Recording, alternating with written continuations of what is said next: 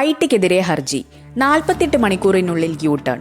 കോൺഫിഡന്റിൽ ഡിസംബറിൽ സംഭവിച്ചത് എന്ത്? ബംഗളൂരുവിലെ കോൺഫിഡന്റ് ഗ്രൂപ്പ് ആസ്ഥാനത്ത് CJ റോയ് ജീവനൊടുക്കിയ നിലയിൽ കണ്ടെത്തി ദിവസങ്ങൾ പിന്നിടുമ്പോഴും ആ പ്രമുഖ വ്യവസായിയെ മരണത്തിലേക്ക് തള്ളിവിട്ടത് എന്താണെന്ന ചോദ്യം അലയടിക്കുകയാണ്.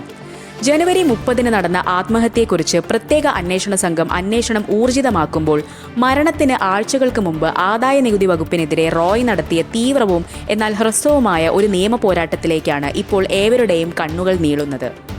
ആദായ നികുതി വകുപ്പിന്റെ റെയ്ഡിനെതിരെ കർണാടക ഹൈക്കോടതിയിൽ അതീവ ഗൗരവമായ വാദങ്ങളുമായി ഹർജി നൽകി വെറും 48 മണിക്കൂറിനുള്ളിൽ അത് പിൻവലിച്ച ആ യു ടേൺ ആണ് ഇപ്പോൾ സംശയങ്ങൾക്ക് ആക്കം കൂട്ടുന്നത്.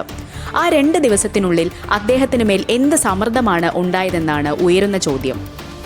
ഡിസംബർ 16 നാടകീയമായ നീക്കങ്ങൾ തുടങ്ങിയത്. ബംഗളൂരുവിലെ തങ്ങളുടെ സ്ഥാപനങ്ങളിൽ റെയ്ഡ് നടത്താൻ കൊച്ചിയിലെ ആദായ നികുതി ഉദ്യോഗസ്ഥർക്ക് അധികാരമില്ലെന്നായിരുന്നു റോയുടെ പ്രധാന വാദം. തങ്ങളുടെ ബിസിനസ് ഇടപാടുകളെല്ലാം ബംഗളൂരു കേന്ദ്രീകൃതമായിരിക്കെ കേരളത്തിലെ ഉദ്യോഗസ്ഥർ എങ്ങനെ അവിടെ എത്തി പരിശോധന നടത്തുമെന്ന ചോദ്യമാണ് അദ്ദേഹം ഹൈക്കോടതിയിൽ ഉന്നയിച്ചത്. വ്യത്യസ്തമായ നിയമപരമായ അസ്തിത്വമുള്ള പല സ്ഥാപനങ്ങളിൽ പരിശോധന നടത്താൻ ഒരൊറ്റ വാറന്റ് ഉപയോഗിച്ചതിനെയും പരിശോധനയ്ക്കിടെ പുറത്തുനിന്നുള്ള സാക്ഷികളെ കൊണ്ടുവന്നതിനെയും അദ്ദേഹം ചോദ്യം ചെയ്തിരുന്നു.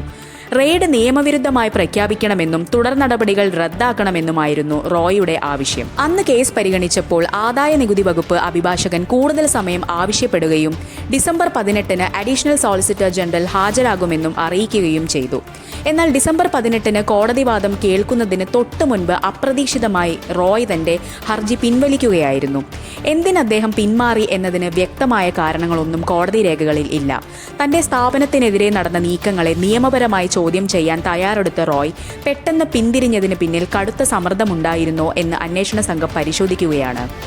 കോടതിക്ക് മുന്നിലെത്താതെ പോയ ആ പരാതിയിലെ വരികൾക്കുള്ളിൽ റോയുടെ മരണത്തിന്റെ കാരണങ്ങളും ഒളിഞ്ഞിരിപ്പുണ്ടോ എന്നാണ് ഇനി അറിയേണ്ടത്.